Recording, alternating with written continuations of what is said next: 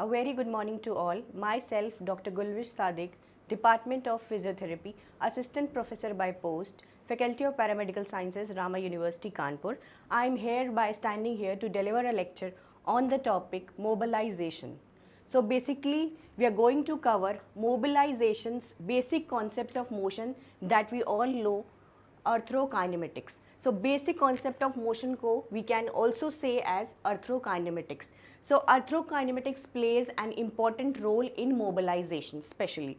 So for us begin, what is mobilization first? What is the term mobilization?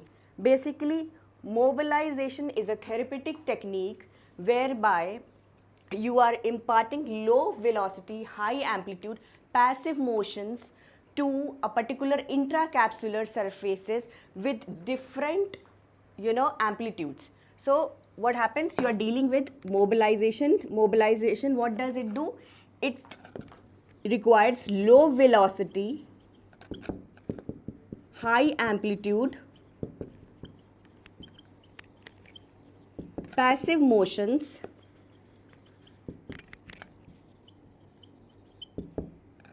for imparting on intracapsular surfaces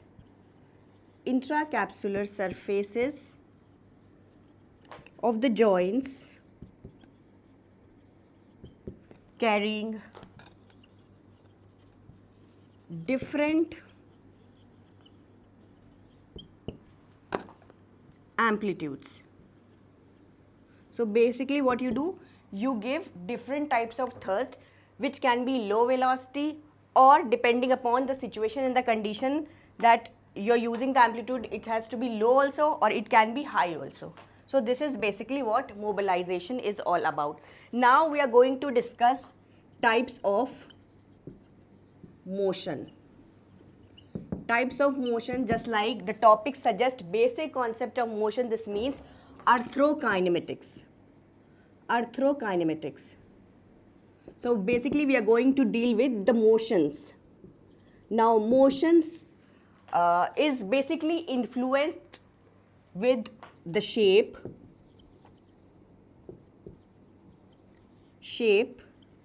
Now there are two types of shape.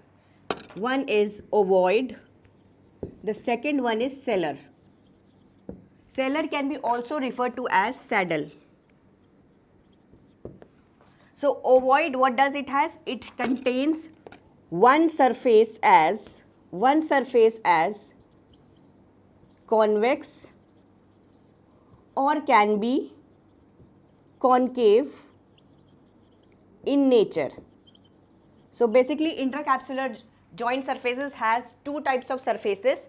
In particular ovoid, what happens? Ovoid joints have two types of surfaces. One joint will reflect as convex and the second will be referring as concave.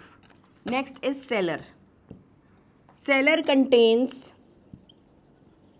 one joint surface which is both convex as well as concave in nature. So this means one surface has both convex and concave. So one surface, if it is convex, it will be directed towards opposite direction and the second will be dealing with the same direction. Now these motions plays an important role in what? Mobilization. So next we are going to discuss about what is bone surfaces. Now motions, as we all know, occurs on joint surfaces. So bony liver, if we talk about bony liver, if it is acting on axis of motion, it will tend to create movement on the opposite joint surfaces. So basically when we are dealing with bony lever motions specially are known as swing in nature. So now what does this word swing refer to as? Swing basically is classified as number 1, flexion, extension, abduction, adduction, and lastly rotation. So basically what does this swing is doing? Swing is basically creating an angulation for the movement which has to be occurring on that particular joint. It is creating an space or it is creating an angulation. Each time when we are talking about motion, so there is a term that is known as accessory motions. One motion which is taking place on a particular joint and that we can feel and we can perform on that. Second motions are caused by accessory motions which we cannot refer to or see them through naked eyes, but it happens inside your joint, that is between your intercapsular spaces and between your bony surfaces, joint bony surfaces. So these are the motions which are classified as rolling, spinning and sliding. So first let us discuss about rolling.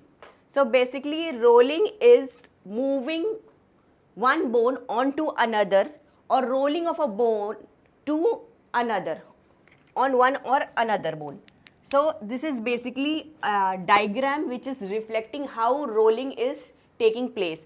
So basically what happens, this is a round ball and each time what happens in rolling there are several characteristics feature which describe what is rolling all about. So basically what happens, in rolling the surfaces is specially incongruent in nature. Number 2, each time new surfaces on one surface keeps on moving and keeps on meeting to a new different surfaces. So each time the ball rotates from a point, it will then go, as it moves, its the direction of movement get increased, as well the space that it was taking from the initial point is also getting displaced. So A will come to a point and it will meet to B, and B will come to a point that it will be going to meet A. So this is vice versa. This is known as rolling. Similarly, rolling, if it is taking on a bone, what it will do, it will angulate that particular joint. Also what it will do, it will compress in same direction in which it is moving first of all, and the other one, the other part of the bone, it will isolate it and let it free. So same direction if it is moving, it will compress this particular joint surface. This is what is the characteristics of rolling. Now there is also more characteristics that describe what rolling is all about. So now we have discussed that whenever rolling takes place, it takes place only in one direction, whether or irrespective of whether the surface is concave or convex, and whenever it is going to move, it will suppress or compress one particular joint surfaces on which direction it is moving, and the second part which is left, it will make it left as it is, and it will not compress, it will remain be isolated. So this is all we have talked about what is rolling. Now we are going to talk about what is sliding. Now we are referring to the second diagram which states, this is what a diagram which shows what is basically sliding is all about. So sliding is what? Sliding means one particular bone is sliding on the second or the other particular bone. So basically this is a diagram which shows how sliding takes place. So this is basically a component which has to be displaced every time when it is moving. So this means the A1 is displacing the second one. So each time when it is displacing, it is one particular surface is not coming to the same particular surface again, but it is meeting to a new point. So each one similar single surface is coming in contact with each time with a new surface or new point on the bone. So same is, this is the initial start and this is the finish. So each time same particular points are meeting to a new particular surface. So this is basically all about sliding. Now sliding, what happens in sliding? The surfaces, if the surface is convex, it will move. The movement will take place onto the opposite surface. If this, the surface is concave, the movement will take place to that same direction. So in convex, it was moving into the opposite direction, whereas if we talk about concave, it will move into that same particular direction. Okay, so this is all about sliding. Now we are going to entertain the last one, which is known as spinning. So spinning is basically taking place on a particular fixed mechanical axis. So each time the points are moving, it is creating a circle. As you can see in the diagram, each time when it is moving, it is creating a circle. So spinning never, rarely occurs alone. It will always occur in combination of sliding as well as rolling. So this is not a single or isolated formula. It is always, it will come with the help of sliding or rolling. So this is all about spinning. Now spinning, let's see in human body what does this spinning is referred to as. So for example, if we take shoulder, so shoulder basically when we flex, like when we are flexing as well as we are extending. So this is basically what is happening. A mixture of rolling, sliding and spinning is taking place on the shoulder joint. So this was the first example of shoulder joint. Now second we have hip joint. Hip joint also focuses on flexion and extension.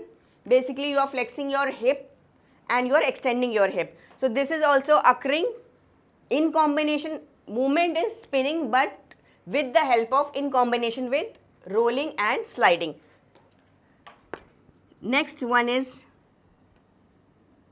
pronation as well as supination. So this is occurring on humeroradial joint, and basically what does it is doing? It is pronating as well as supinating. So these were the examples of especially spinning. So here we are completing our lecture on the topic, that is basic concepts of orthokinematics.